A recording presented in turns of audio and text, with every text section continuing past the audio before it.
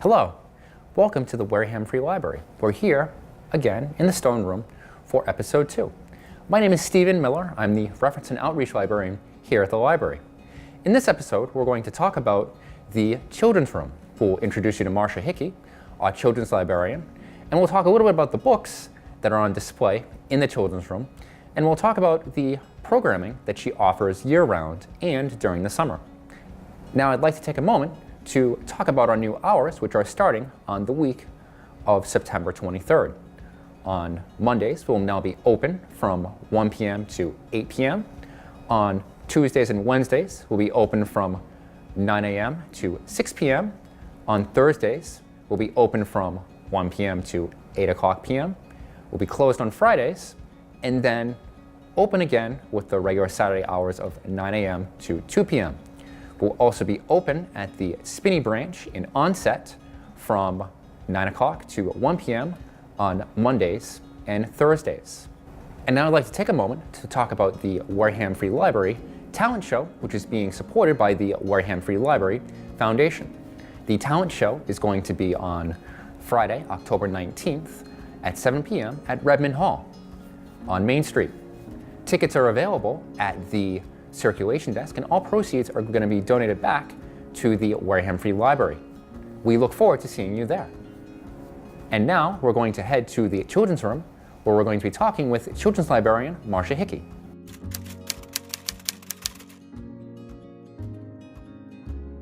Welcome back. I'd like to introduce you to our Children's Librarian Marcia Hickey. Hi, everyone. So, Marcia, you've been here for almost 20 years now? A little bit more than 20 years now. I've been here full-time since 1995. 1995? Yes.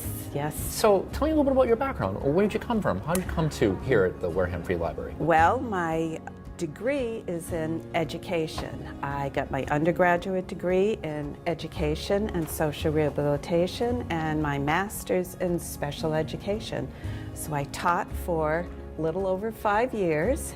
And then I raised my family, and in the meantime moved here to Wareham, which I love. I love this community. And when my youngest was kindergarten, I decided I'm going to go back to work. And I started subbing across the street, because when I was special ed, I was with junior high teenagers, and I love teenagers. But being away from teens for 10 years, it was very different. And I soon moved down to the elementary level, and I started working with the special needs preschool, and I worked there for 2 years. And there was a summer job here at this library. After this library was built, we had a very small library in High Street. And when this big, beautiful facility was built, our usage increased like 1,000%, and they didn't have enough librarians. So I was hired for summer help. I worked here in the summer. I did that for 2 summers, and then I was the first librarian hired afterwards. And I was hired half-time in the children's room and half-time in the reference department. Awesome. So that's the whole history.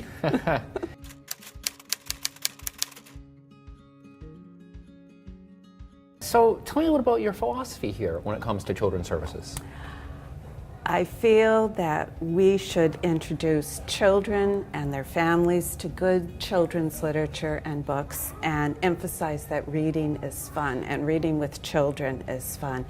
And we do that in a variety of ways. Like right now, you can look around and see the books I've got featured all around the room are about back to school and school.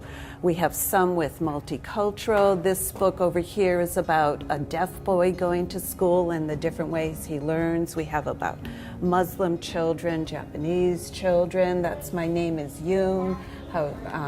There's a little Arabic girl, the sandwich swap, talking about different foods you encounter when you go to school. So we do book displays. In September, we feature back to school.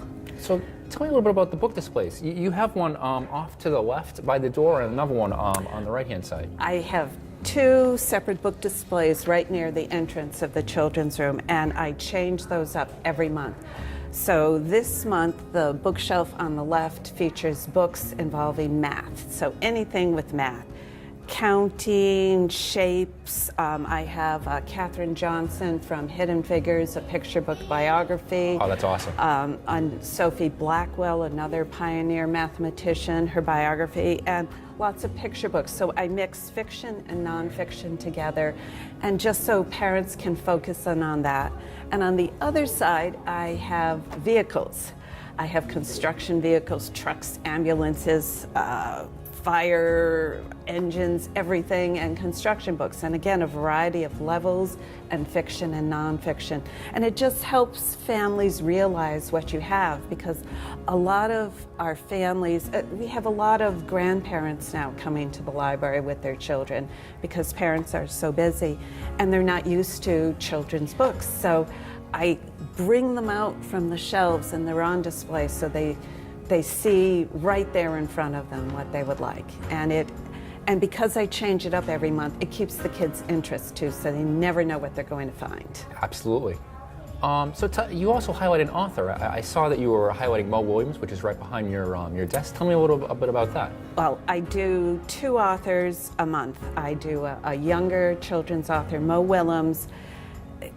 It's his, I think, 10th year anniversary. 10th year anniversary. And his first character was Pigeon, and his famous book is Don't Let the Pigeon Drive the Bus.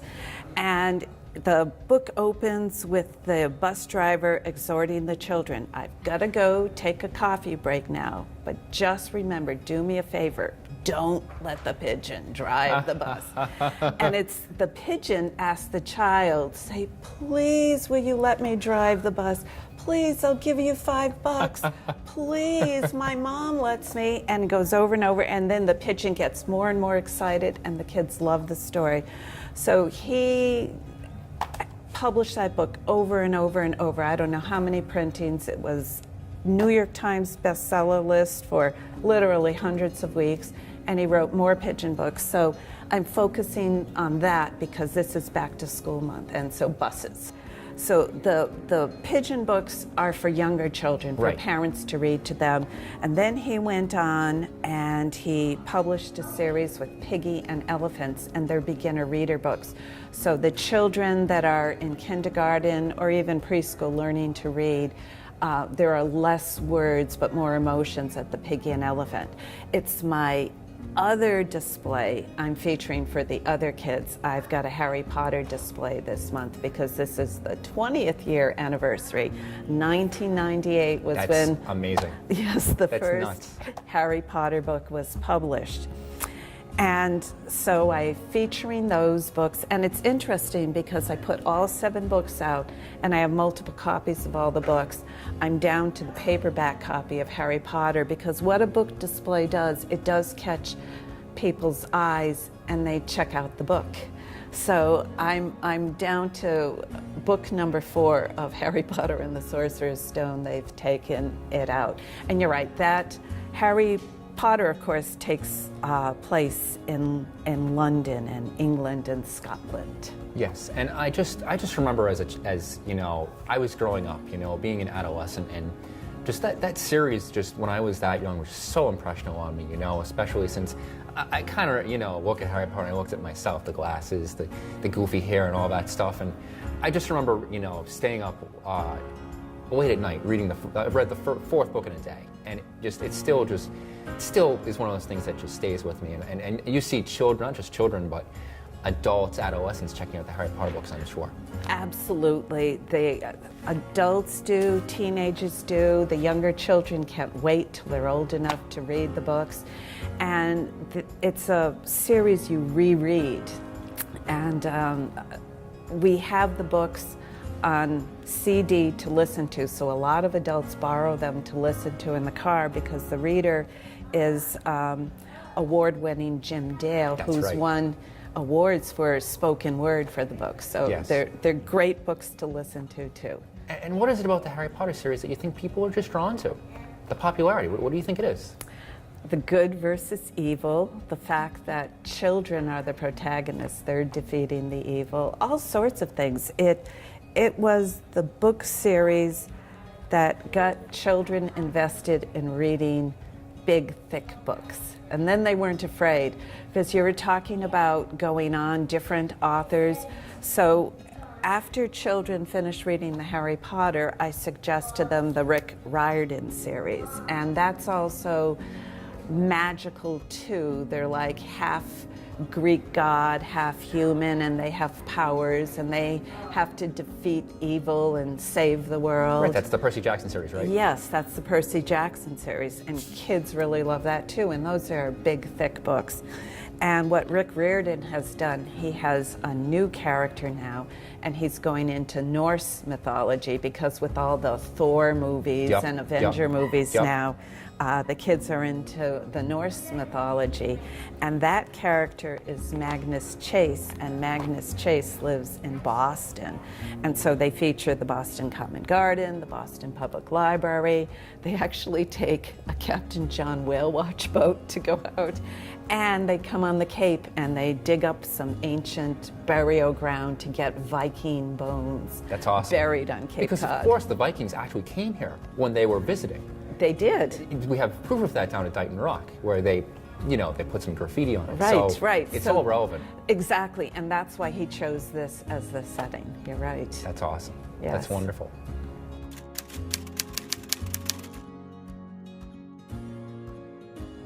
So we spent some time talking about the children's books, that first part of your goal where, you're trying to introduce families to reading. Tell me Yes. about the second part of your goal where you want to focus on programming. I'm focusing on programming to show families that reading together is fun with their children. It's a good activity. Like, you don't have to have tons of money to take your kids out to things every week and spend lots of money. Just sitting with your child and reading with your child.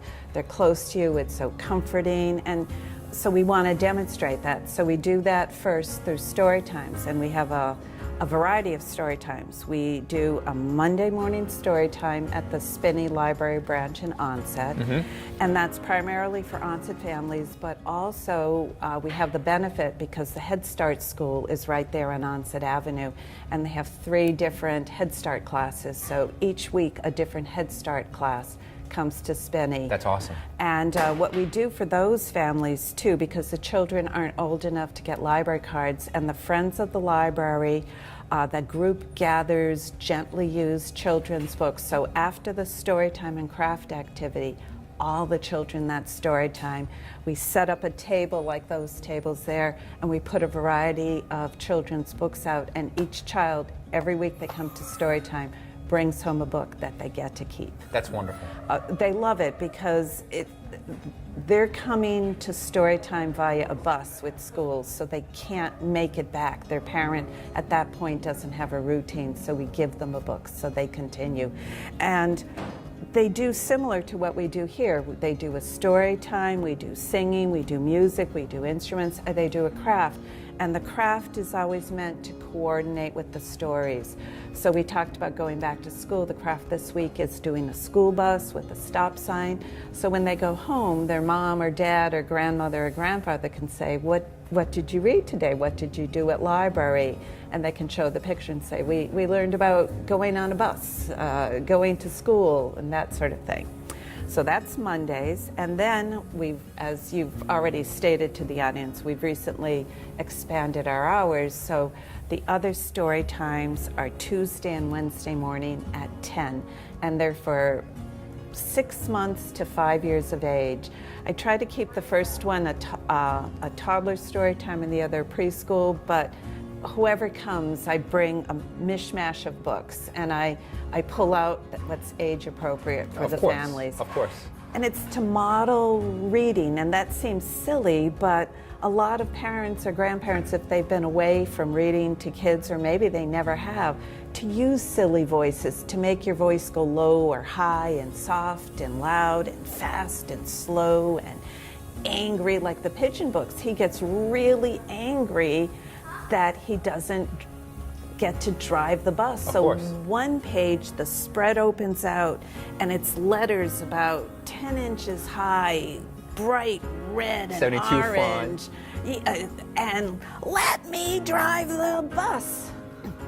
And the kids love it. Right. They love an adult doing that kind of emotion. So we also demonstrate how to use puppets with kids. We do parachute play with kids. We do music, songs, the music. So obviously with the story time about buses, we do the wheels on the bus. Of course. You can't get away from it. So it's to demonstrate that to families. And the reason they keep coming back is because not only are the children having fun, the parents are having fun, the grandparents are having fun.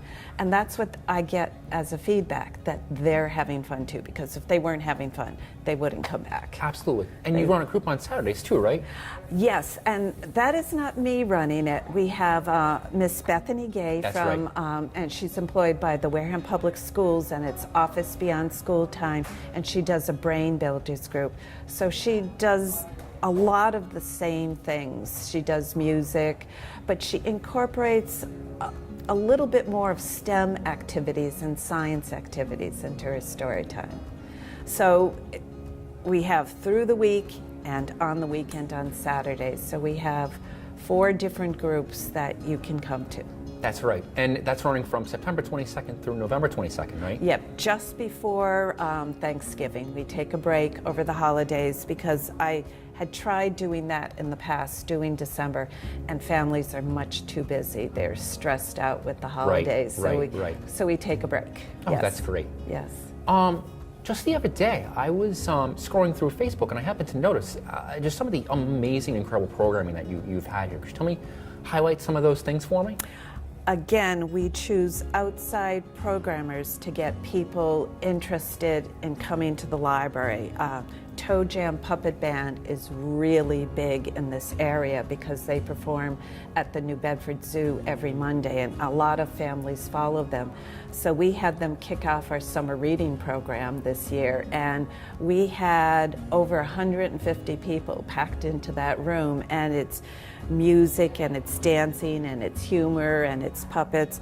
But what all of my performers focus on is love of books and love of reading. So we had a magician this summer, Steve Rudolph, and he talks to the kids, and he even pretends he takes out a book and he says, and he reads the steps from the book for the magic trick, which he invariably fails at. There's humor, but he talks about using books to learn about it.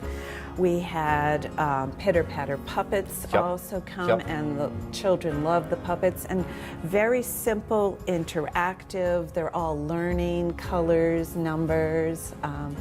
So all sorts of those performers are to help draw people in and draw them to the books.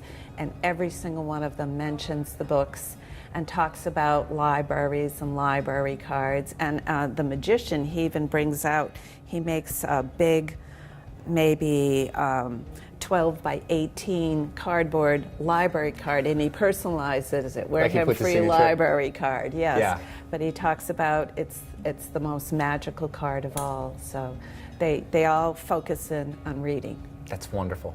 So tell me more about your summer program. I know you highlighted the Pitter Patter Puppets, which you did this year, but I know you do some other unique things, like with the garden out back and some other programming.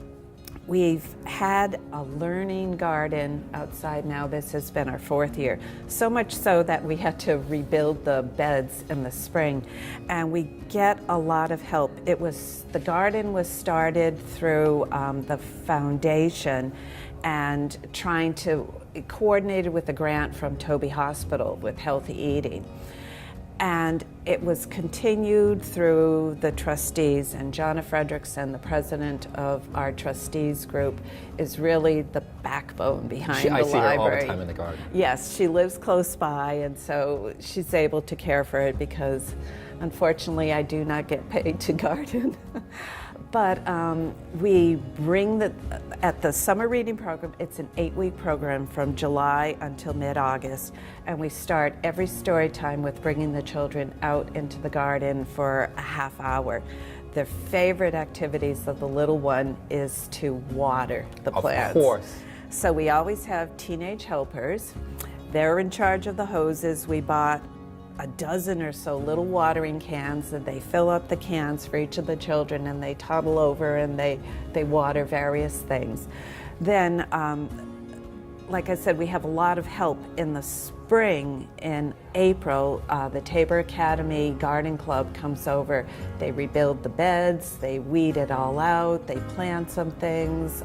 Even the Gatemen last year helped us rebuild the beds. They nailed the boards together of the beds. And then in the summer, we just grow and grow and grow. And we do it through a grant through the Wareham Public Schools Food Service Department because we're part of the Healthy Eating Initiative. So we pick the fruits and vegetables, we clip the herbs, we bring them inside. One of the things we do outside for healthy eating is we try to emphasize cleanliness, eating with clean hands and washing your food. So this year we bought one of the salad spinners, and I don't know if you've ever seen them. It's like a double basket, and one basket is like a colander. And you put a little bit of water in, you put your herbs or whatever you want to wash, and then the kids get to push the button to spin it. That's right. So we use it as a math activity too. They're only allowed to push the button 5 times, and they have to count when they're doing it. So they're there. 1, 2, 3, 4, 5, and there's a stop button, so another child gets to push the stop button. Right, so we'll slow it down. It slows it down, and they take turns. And that's another thing they learn at Storytime, and I tell every child in the library. In the library, we share everything. We share the toys, we share the books. I explain borrowing means we're sharing. And so we share the garden, and we even share the garden with the pest. We have a family of groundhogs that lives under the shed, and we have 2 bunnies that are not afraid of me whatsoever. I chase them, and they look at me, they twitch their ears. Yep. And so I recently, this week, found a cucumber on the patio there with bites all over that I can't imagine that a bunny was able to pick it off and drag it all the way from there to there, but some remarkable creature did. So we garden, bring the food inside, we do story time, we discuss the weather. Outside in the garden later, you'll see we have a rain gauge and a temperature gauge, and we also have a bird bath. And the bird bath was donated by, our activity room is used by 2 different Girl Scout troops. And as a thank you for using our rooms, they planted daisies. The Daisy group planted daisies, and they built the bird feeder for us. So we discussed the weather, the temperature, if it rained, how much water was in the gauge, and then we'll do a story time. We focus in on the garden a lot, so we did butterflies and caterpillars. We talk which is a pest and which is a helper, a pollinator. We go inside, we do a craft, and then, which is the fun part in the summer, is we cook. That's right. And the kids actually cook. We made tacos, so we had done the dough ahead of time. We had them break off a little ball, roll it, and then we had a taco press. And they actually got to do it, press it down, and bring their taco to, we bought this summer a little hot plate. And they fried their taco, and then they filled it up with the vegetables that they picked earlier. As part of the grant, the school makes us a site in the summer for free lunches. That's awesome. So any family can come and have their children eat, and it's Monday through Friday, even the days we're closed. But the numbers really drop those days. It's a lot from the families that come to Storytime. And in good weather, we eat outside, but when it's been hot, and it was a hot summer, they come back into our activity room. That's wonderful. They eat, and that's one of those things that I've really seen at a bunch of libraries all around the country doing that summer reading program, that summer lunch program for the children. It's become really big because other libraries have approached me to see how they can start it too. So I know wonderful. Falmouth is looking into it. That's great. And I know you do a lot with the Wareham Gatemen too. Yes, towards the end of the year, you have this water fun day. Is that what it's called? Well, we have them come 3 to 4 times during the summer reading program. We have a baseball story time day, which is very popular because the kids come with their shirts and their hats. But I design sheets for them, so for autographs, and they read baseball stories, and they get to question the young men about it. And then the players will read individually to the kids. They come outside, they help us with the gardening. And yes, as one of our summer programming days, we do a water fun day outside. And the gatemen help us water the garden and everything, but they spray the kids with water things. We had 2 toboggans set up on our benches outside, and we did races with origami boats. We did rubber ducky races, so they had to blow it. We have a wheelbarrow outside we use in our gardening, and we filled it with water, and then we had a bin on the side, and we did a science activity. Will it sink or will it float? And then we put a chart on the side, and we made a bar graph as to see how many things sunk and how many things floated. And the gateman players loved that because instead of dropping it in, they pitched it in, and it made gigantic splashes. Yes, that's right. Yeah, so it's fun. It's a fun day, and the kids love interacting with the players, and it's a good way for families to go out and enjoy a game at night. Absolutely. And you know, this is something that the Wareham players have been looking forward to, as you've told me. Oh yeah, they love it. They were rained out one of their games, so they had a makeup game on the day they were scheduled to come here, and that was our planned water fun day. They were so disappointed, they called us and they asked, could you do another water fun day? Could they participate? So we did, because of course the kids love it too. Absolutely.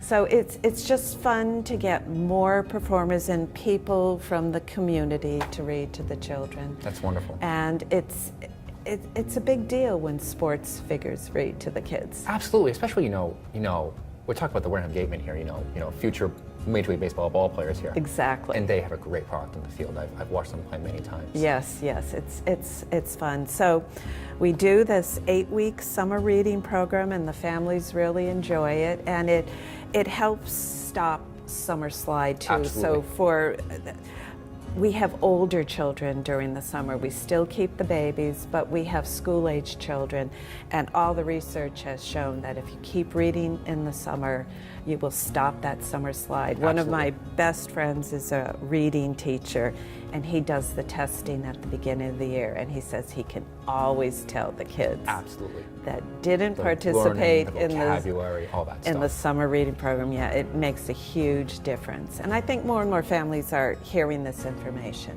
Absolutely. and doing it. And lastly, just tell me about this incredible space. You know, I know that this children's room takes us up a quarter of the library, and it's just an incredible space if you ever come down here and you look at it. We are so lucky, and again, that's the reason we can display so many of our books, and we have a separate storytime area, and then I also have a big activity rooms area where we do the crafts, and the room is so large that I have cubbies with all sorts of toys. So after the craft and cooking activities are over, the kids play and socialize, which is a good learning experience in and of itself. And we have 2 doors that go outside there too. So we go out to the playground and back, and to the garden on the side. So this library was built in 1991. And at that point, our director was Mary Jane Pillsbury, who was working at the Wareham Library for over 35 years. And before she became director, she was the children's librarian. So she knew in our old library on High Street, which was beautiful in stained glass and black marble and wood, but the children's room was in the basement.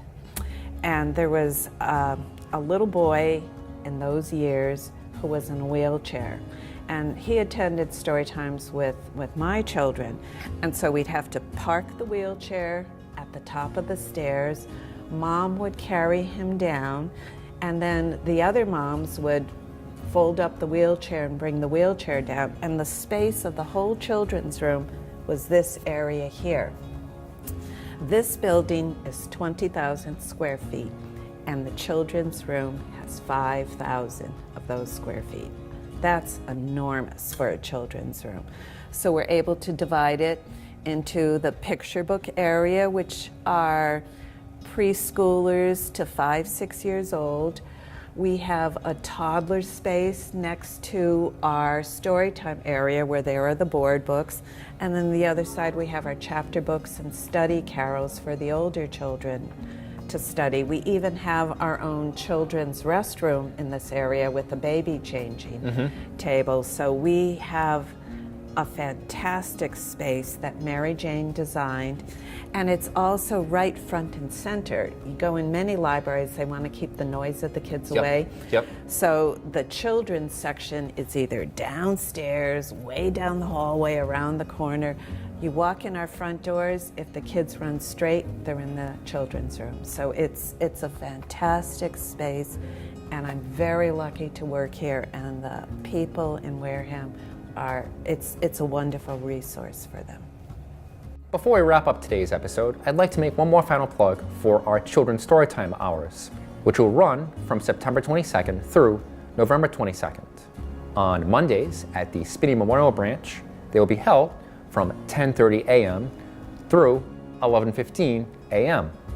On Tuesdays and Wednesdays, from 10 a.m. to 11:15 a.m., they will be held at the main branch for preschoolers and toddlers.